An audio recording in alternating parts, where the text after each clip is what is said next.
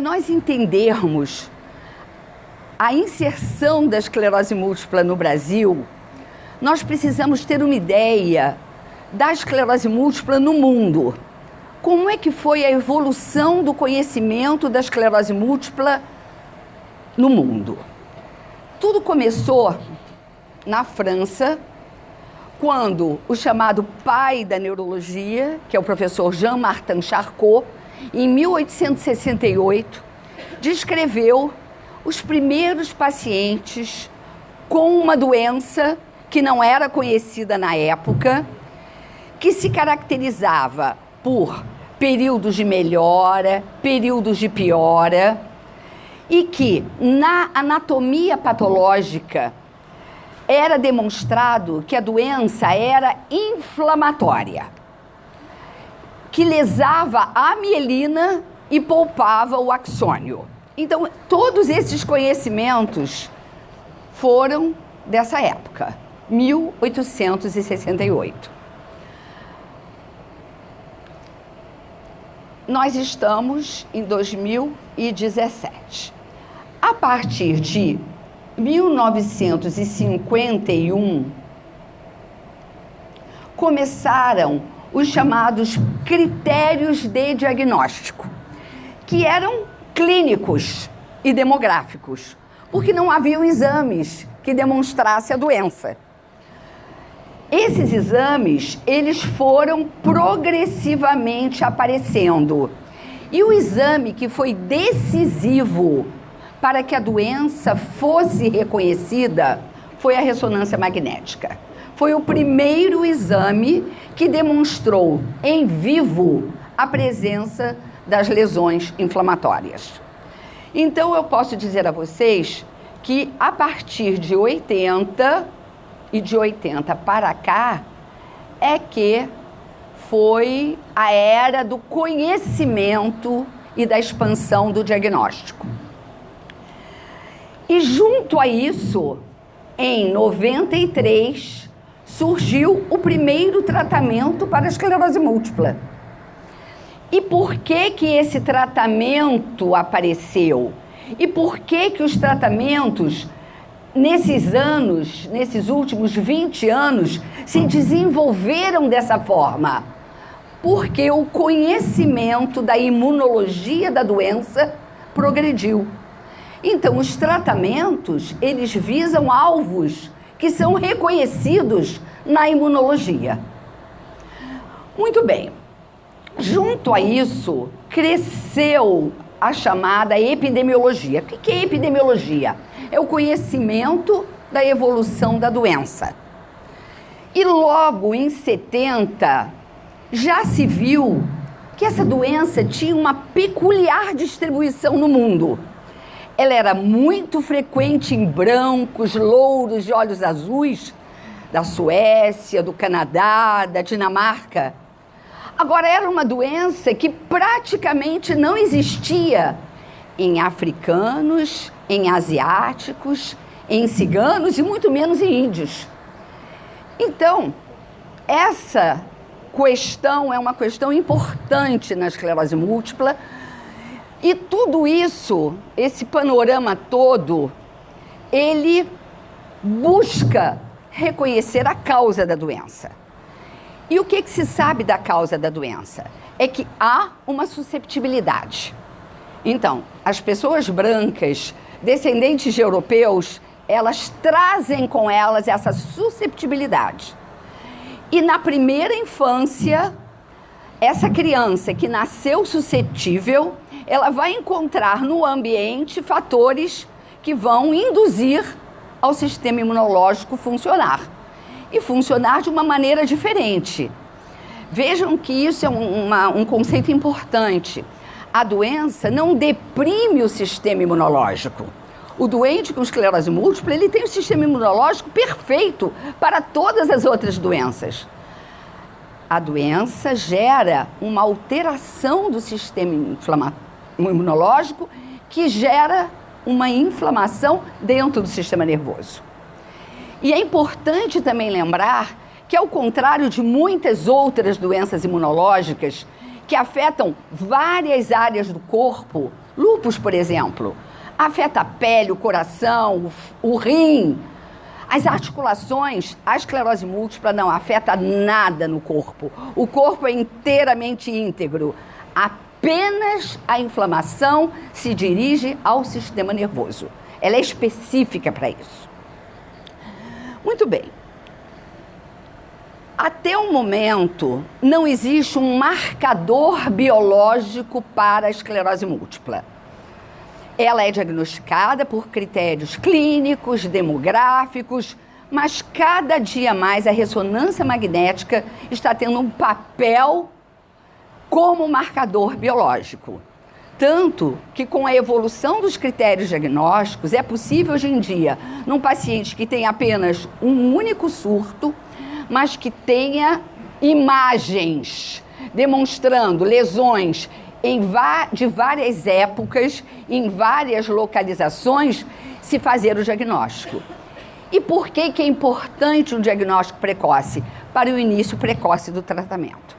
Então, é inteiramente diferente nós acompanharmos um paciente de início, onde ele começa a usar uma medicação precocemente, daqueles que chegam a nós já com um nível de incapacidade da doença, porque aí os tratamentos não vão mais atuar.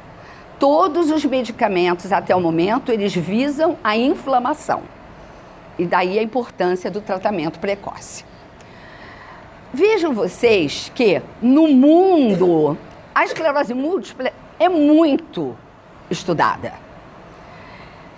Olhem um trabalho de Iceland, na qual já há dados dos pacientes de 1900 até 2000.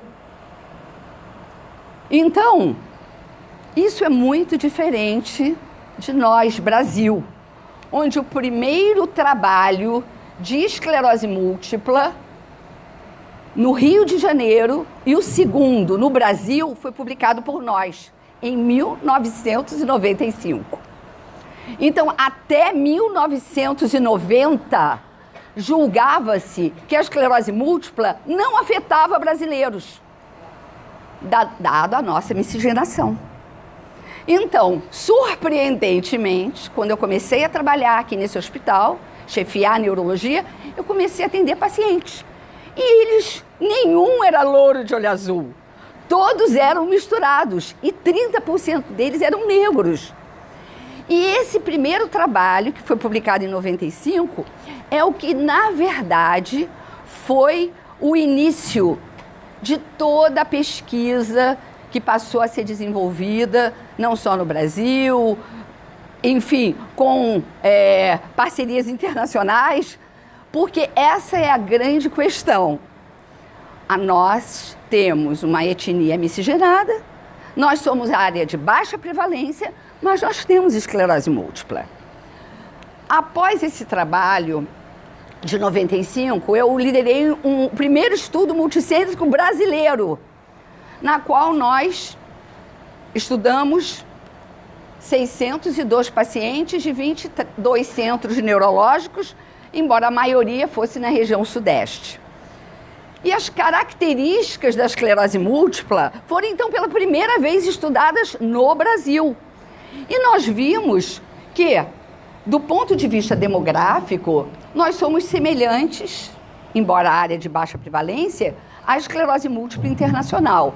É uma doença que predomina na mulher, as formas progressivas primárias só são 10%, o ano de início é na terceira década, portanto é uma doença de pessoas jovens. Eu não tenho nenhum paciente no Hospital da Lagoa que começou a doença após 50 anos de idade. E os sistemas que são afetados pela doença são exatamente semelhantes aos que são afetados em casuísticas internacionais. Então, a via motora, depois as alterações sensitivas, as visuais, enfim. Nós vimos que o Brasil, nessa época, 98, então vejam como nós começamos tarde a entender, a ter pacientes com esclerose múltipla. Então, esse momento em que está havendo um movimento do Hospital da Lagoa, do Marcos, da associação, de informar melhor aos pacientes, gera algo que é muito importante, que eu gostaria de chamar a atenção a vocês. É muito simples, hoje em dia, nós obtermos informações. Qualquer um de vocês, uma criança que tem em casa um paciente com esclerose múltipla, um jovem, de qualquer faixa etária, de qualquer formação, ele pode abrir o computador, ele pode abrir o Google e pode escrever esclerose múltipla. E ele vai receber dezenas, centenas de artigos. Mas será que essa pessoa, que não é médica, que não é neurologista, que não é especialista em neurologia, ela tem condições de filtrar essas informações? A internet é aberta. Eu adoro o Facebook. O Facebook é livre. Eu posso escrever o que eu quiser. Qualquer um pode escrever o que quiser. Nós temos depoimentos de quem quiser escrever. E eu acho super importante a pessoa escrever. Agora, quem lê tem que aprender a filtrar as informações. Então, não vai ser nesse momento. Nós estamos programando várias etapas de informação para pacientes sobre cada um desses itens. Mas o que é importante é vocês terem informações das pessoas que conhecem a doença. Das pessoas que, como nós aqui no hospital, já tratamos mais de 1.500 pacientes. E mais ainda, por eu ser também da universidade, e isso traz uma responsabilidade diferente, porque o professor, além dele ensinar, ele tem que pesquisar, ele tem que ter conhecimentos próprios. Então, nós desenvolvemos uma extensa linha de pesquisa, de observação de vocês. E é isso que eu, mais ou menos, vou mostrar rapidinho.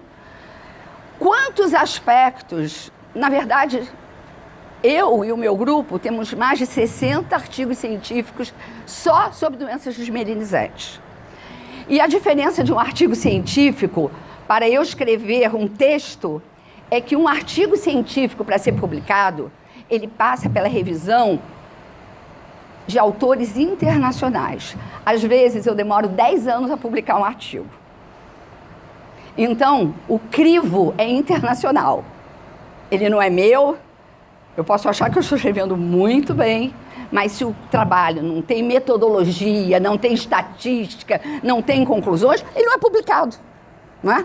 Então, para os que quiserem conhecer a esclerose múltipla pela via científica, não é o Google. Vocês podem pesquisar, está livre na literatura. Vocês pesquisem em sites médicos, PubMed, Cielo, Lilacs, onde vocês vão, então, encontrar artigos científicos para ler. E eles estão à disposição. Bem, então eu vou mostrar apenas, pontuar alguns aspectos que nós temos estudado aqui com o nosso grupo, esse de 1.500 pacientes. Nossa querida Luzia, ela é permanente em todos os trabalhos. Nós sabemos tudo dela e ela tem participado em tudo isso. Então, uma questão interessante. Quais são os fatores de risco para nós termos esclerose múltipla? Nós pesquisamos isso. De que forma? Nós entrevistamos 100 pacientes com um questionário internacional e 100 controles pareados. O que é um controle pareado? Se eu entrevisto uma moça de 20 anos, eu tenho que entrevistar um controle de 20 anos, mas ela é branca, o controle é branco. Ela tem alto nível educacional. O controle tem que ter também alto nível internacional. Ela mora no Rio de Janeiro, a outra também tem que morar no Rio de Janeiro. Então, comparando pacientes e controles, é dessa forma que se formam, fazem esses trabalhos. O que aconteceu? Quais são os fatores que nós reconhecemos nos nossos pacientes que estão relacionados a ter esclerose múltipla? Porque os controles não têm. Então, história de vacinações. Aí vocês vão dizer, eu não vou ser vacinado? É claro que vocês vão ser vacinados. mas é um risco. É claro que uma criança tem que ser vacinada, senão ela vai morrer de sarampo. Ela não vai chegar nem a ter esclerose múltipla. Mas vacinações são um fator potencial de risco. Por isso, tomem as vacinas que tenham que tomar. Aquelas excepcionais não vale a pena. Fumar. Fator de risco para esclerose múltipla. Deixem de fumar. Ser solteiro. Casem-se, tá? Todo mundo case. Consumir cérebro. Eu odeio miolos. Não consumo. Ter ancestrais europeus. Agora, curioso. Álcool foi mais comum nos controles. Então, os controles que não bebam. Os pacientes com esclerose múltipla estão bem na fita. E história de sarampo, que é uma infecção que teve sua época. Então, vocês vejam, esse trabalho foi feito, publicado mais ou menos em 1998. E eu vou mostrar para vocês agora um trabalho publicado na revista de maior impacto, Múltipla Esclerose 2016. Uma meta-análise de todos os trabalhos de fatores de risco. O nosso está aí. O que é que ele fala? Smoking é o maior risco prevenível para a esclerose múltipla. Tá? Vamos nós. Temos estudado com um grupo da psicologia muito a neuropsicologia. Pacientes com esclerose múltipla são inteligentes, orientados, falam muito bem, mas eles podem ter algumas alterações neuropsicológicas que atrapalham a vida deles. Então, não é síndrome demencial, fique claro isso, mas podem ter algum comprometimento cognitivo. E que isso pode ter tratamento, pode atrapalhar o trabalho e que pode ser conduzido de uma forma adequada. 10% tem forma progressiva primária. A professora Cláudia Vasconcelos, na sua tese de mestrado e de doutorado, vem acompanhando esses pacientes. E para essa forma não havia nenhuma forma de tratamento. Agora foi apresentado um medicamento, ocrelizumab, que mostrou no estudo pivotal, comparado com controles, que ele pode ter uma ação nessa doença. Então, os nossos pacientes que têm essa forma, já estão eles identificados e quando o medicamento chegar, nós vamos poder oferecê-los a ele. Fadiga e EM. A fadiga, ela só foi reconhecida na esclerose múltipla após a introdução de instrumentos que pesquisam a fadiga por questionários. Porque a fadiga não aparece no exame neurológico. E, na verdade, o médico faz o exame neurológico. Então, até a década de 90, ninguém falava em fadiga em esclerose múltipla. O médico não reconhecia. Mas quando foram introduzidos os instrumentos de pesquisa da fadiga, a fadiga passou a ser considerada a principal manifestação subjetiva da esclerose múltipla. E ela é chamada de sintoma fantasma. Por quê? Porque não aparece em nenhum lugar. Não aparece num exame, não aparece no exame clínico. E essa linha de fadiga nós temos acompanhado. Começamos avaliando instrumentos, depois estudamos a fadiga em pacientes com incapacidade, depois estudamos a fadiga em pacientes com exame neurológico normal.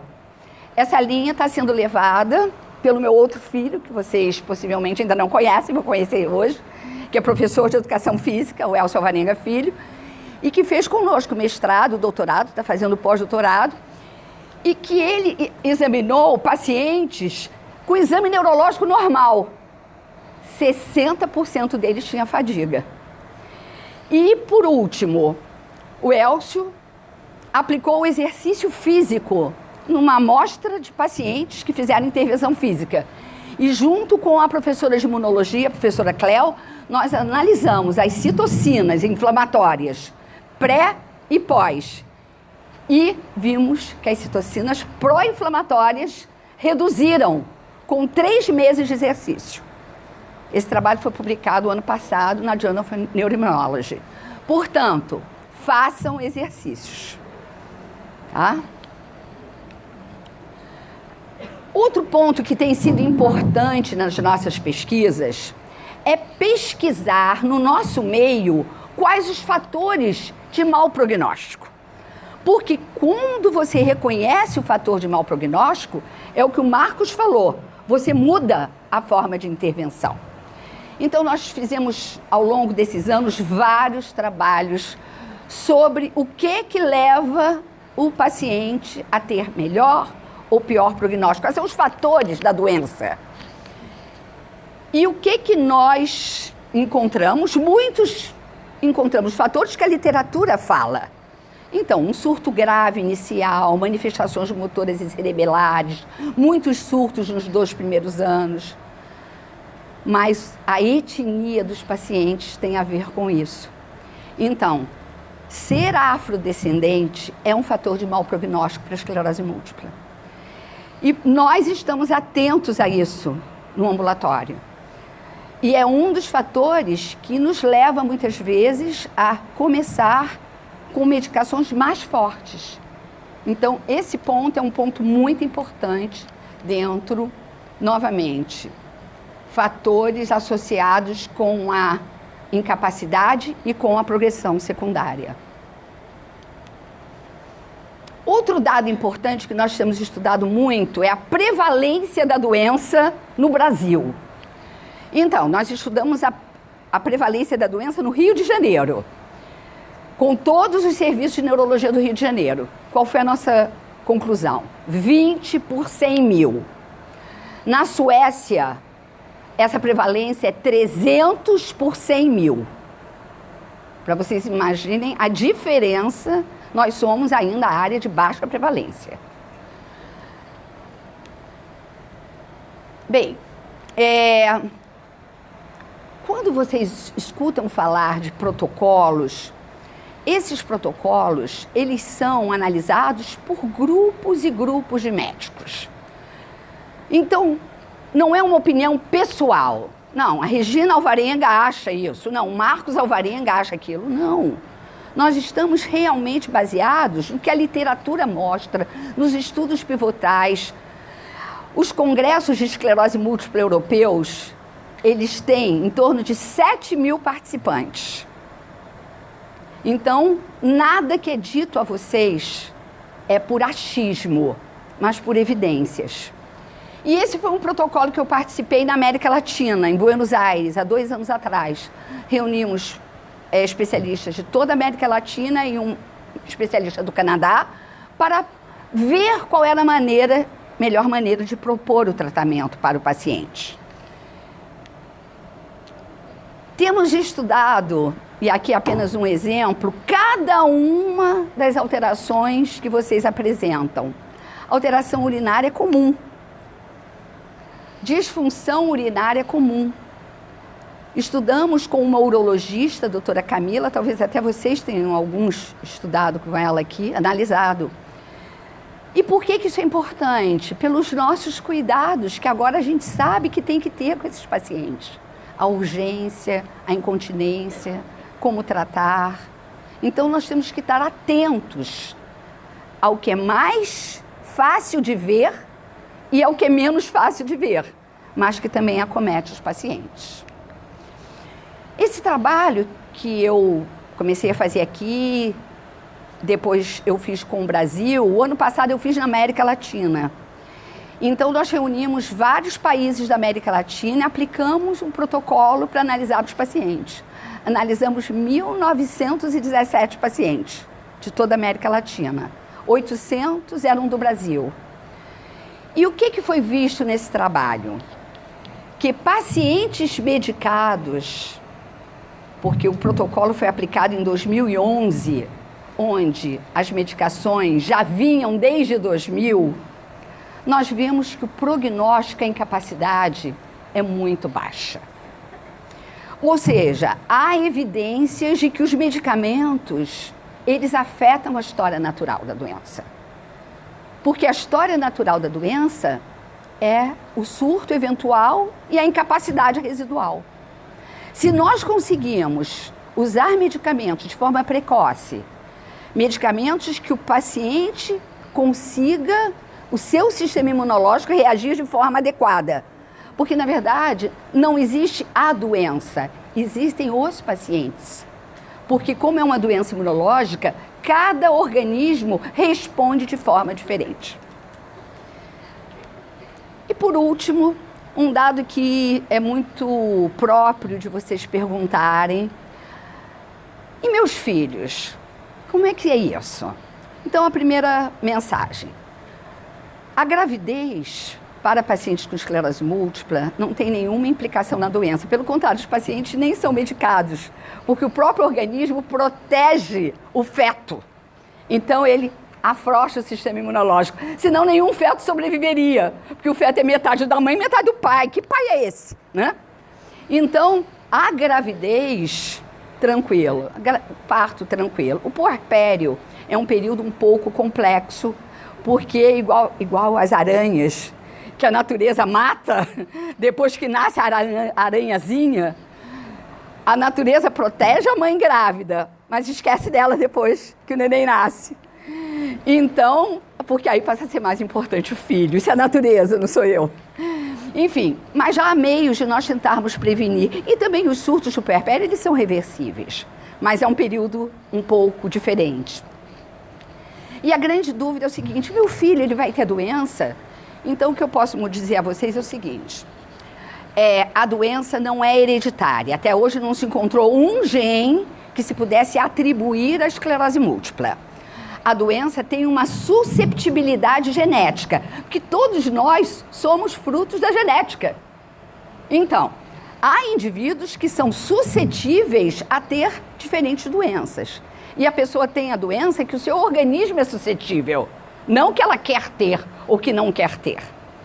Então, analisando 653 pacientes com esclerose múltipla, nós encontramos agregação familiar em 40, ou seja, 6,12. O que é uma agregação familiar? É algum outro parente ter a doença. A maioria desses 40 foram em irmãos. Poucos de mãe para filha, só um de pai para filha e cerca de 50% de irmãos. O que quer dizer que possivelmente os irmãos tinham a mesma susceptibilidade genética. Então, não é familiar, a gravidez é uma expectativa e ao longo dessa minha vida eu convivo com pacientes a longo prazo que têm a sua vida completamente normal, que trabalham, que são independentes, que a doença é algo que ocorreu nela, mas doença ocorre em seres biológicos. Nós estamos aqui e a doença vai ocorrer, seja ela qual for. E vocês podem ter certeza que eu, na verdade, gostaria que nenhum de vocês tivesse doença alguma. Mas entendo uma doença neurológica. A esclerose múltipla é uma doença tratável.